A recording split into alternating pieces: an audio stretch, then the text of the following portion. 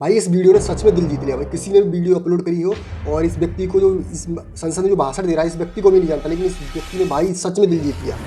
आपको बताता हूँ इस व्यक्ति ने बोला क्या, आपको सब कुछ बताता हूँ, लेकिन भाई एक बात ध्यान रखना, इस वीडियो पूरी गौर से सुनना। ये वीडियो सिस्टम के खिलाफ है, जिस सिस्टम को लोग बदलना चाहते हैं। पढ़े लिखे लोग उस सिस्टम से परेशान हैं। पढ़े लिखे लोग जो किसी पद पर हैं उस सिस्टम के चलते अपने पद से इस्तीफा दे रहे हैं। पहले इस वीडियो को देखो, उसके बाद कुछ दो चार चंद बातें आपसे करते हैं। यह राष्ट्र का दुर्भाग्य है कि देश की सबसे कठिन परीक्षा पास करने वाला कलेक्टर एक अनपढ़ नेता के आगे सिर झुकाता है। क्या देश का भविष्य ऐसे हाथों में सुरक्षित है? अगर आईएएस आईपीएस के लिए टफ एग्जाम और वेल एजुकेटेड होना जरूरी है तो देश चलाने वाले नेताओं के लिए कोई टेस्ट क्यों नहीं? मेरी आपसे दरखास्त है कि एक ऐसा कानून बने जिससे नेता बनने के लिए भी अब एग्जाम पास करना अनिवार्य। हमारे देश में well educated IAS officer, PCS officers, government teacher, इतने सारे पढ़े पढ़े लोग हैं, पढ़े लिखे लोग हैं, वो किन के पीछे चलते हैं? नेताओं के पीछे।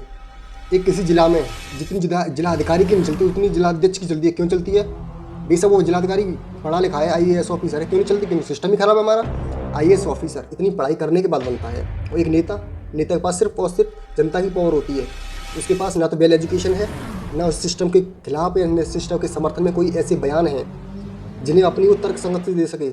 आप गौर से देखना, जब कोई नेता किसी भी जगह पर स्पीच देने जाता है तो पहले जो रिटर्न नोट्स तैयार करता है किसी दूसरे से करवाता है, उसके बाद बोलता है। ऐसे ऐसे नेता हमारे देश में पड़े हो, ऐसे ऐसे नेता हमारे देश में पड़े जिनको बोलना तक नहीं आता, हिंदी इंग्लिश तक पढ़ना नहीं आती, ऐसे ऐसे देश में नेता पड़े। ये तो कहते सुना होगा बिना पढ़ाई कुछ नहीं है, लेकिन ये कभी नहीं सुना कि बिना पढ़ाई के नेता नहीं बन सकते, बिना पढ़ाई के तुम नौकरी नहीं कर सकते, नेता बन सकते हो। नेता क्यों बन सकते हो तुम? जब हमारे देश का पूरा देश संभालोगे, तुम पूरा एक राष्ट्र संभालोगे। अगर जिले में तो जिला संभालोगे, गाँव के प्रधान हो तो पंचायत में कितनी 10-5, किसी में 4 होंगे, किसी में 5 होंगे, गाँव संभालोगे। कैसे संभालोगे जब आपके पास वेल एजुकेशन नहीं है, कुछ नहीं है आपके पास, तो कैसे संभालोगे? डिग्री नहीं है, आप ग्रेजुएट नहीं हो तो कैसे संभालोगे? आपके पास वो नज़र ही नहीं है, आपके पास वो प्रेशर नहीं है कि प्रेशर को कैसे हैंडल किया जाता है। आपके पास कुछ नहीं है तो आप कैसे घंटा देश संभालोगे? कैसे गाँव संभालोगे? कैसे जिला संभालोगे? आप कुछ नहीं संभालोगे। आप कुछ नहीं संभालोगे, आप सिर्फ अपना घर संभालोगे, अपने बीवी बच्चों को संभालोगे, उनका पेट भरोगे, और 2-4 प्रधानी आएगी, तीसरे दिन आप फॉर्चूनर निकाल लाओगे, स्कॉर्पियो निकाल लाओगे, जिलाध्यक्ष बन जाओगे। जिलाध्यक्ष के बाद आप कुछ ना कुछ निकाल लाओगे, गाड़ी निकाल लाओगे। गनर रखोगे अपने से, गनर क्यों रखोगे? जब आपको जनता फिर डरे नहीं, जनता आपसे प्यार करती, गनर क्यों रख रही हो? सीधा सा मतलब ये, सिस्टम को बदलना चाहिए। जो जिलाधिकारी इतनी मेहनत करके आईएएस ऑफिसर बनता है, आईपीएस ऑफिसर बनता है, उसके पास इतनी पावर देनी चाहिए उसको तो वो देश का कुछ निर्माण कर सके, अपने हक के लिए लड़ सके। नहीं, अगर उसने कोई आवाज़ उठा दी अच्छी तरह से, पुलिस वाले ने, वकील ने आवाज़ उठा दी, पढ़ा लिखा व्यक्ति ने आवाज़ उठाता है, तो उसके खिलाफ तुम उसका ट्रांसफ़र करा देते हो। और ट्रांसफ़र मालूम कौन कराता है?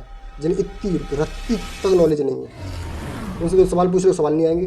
हिस्ट्री पूछ लो, ज्योग्राफी पूछ लो, इतिहास पूछ लो, पॉलिटिक्स पूछ लो, कुछ नहीं आएगा।